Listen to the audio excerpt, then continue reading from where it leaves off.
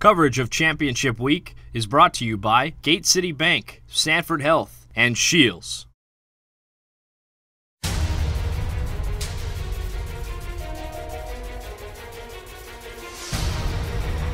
We just got to win this one game. That's what the Bison will need to do if they want to make it 4 consecutive FCS titles. Not really worried about that big picture right now. I guess we can look back on that in a few years and say that's what we've done. Right now we're focusing on winning one game.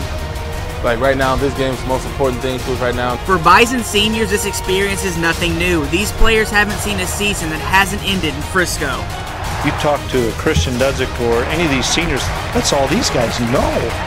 That's all they know is to start in August and you end sometime in January. The opponent for North Dakota State will be a familiar one and fellow Missouri Valley member Illinois State. So it's no surprise that these teams will know a lot about one another. Even though we didn't play them this year, we watched them every week on tape against somebody, and they watched us. It's such an evenly matched game. Both schools know each other so well. However, one wrinkle 6-year head coach Brock Spack has is quarterback Trey Roberson, who the Bison have never played against. These guys have gotten better and better as the year's gone on. A lot of that has to do with Roberson coming in the summer, and I think he's playing in the playoffs at an extremely high level. In the playoffs, Roberson has thrown for 6 touchdowns while throwing 0 interceptions. But Roberson, like most quarterbacks NDSU has faced this postseason, can beat you with more than just his arm. We played a lot of dual threats. I feel like the second half of the season, and everyone just keeps getting better. He's just fast and explosive. He really makes them go. Running back Marshawn Copperidge is just as skilled on the ground. The junior running back is this year's Missouri Valley Offensive Player of the Year and the FCS leader in rushing yards. Him and the running back Copperidge, they just make them go.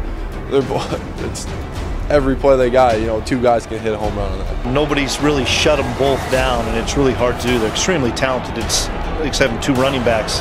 The Redbirds' defense is also extremely explosive, forcing a total of 29 turnovers and ranking in the top 10 in scoring and rushing defense. They play very sound defense. They're always in their right fits, and they're fast, and they just play hard. Another major problem the Redbirds' defense gives opposing teams is the pressure on the quarterback. Illinois State averages 3 sacks a game, which to keep the Redbirds off Carson Wentz, the Bison will need to be successful on 1st and 2nd down. If you're in 3rd and long, they've got some tremendous pass rushers, and they're not going to be afraid to bring pressure and from all different angles, so we've got to just avoid those long yardage situations. The national title game will mark the first game in over 20 days for either team, which could lead to something not seen in a whole lot of games between 2 Missouri Valley teams, a high-scoring matchup.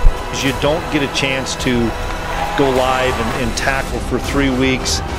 That's an advantage to both offenses. It wouldn't surprise me if this is a low 30s to upper 20s game.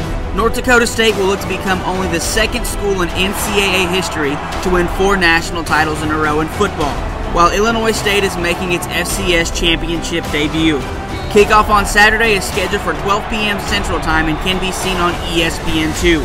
For GoBison.com, I'm Brett Rory.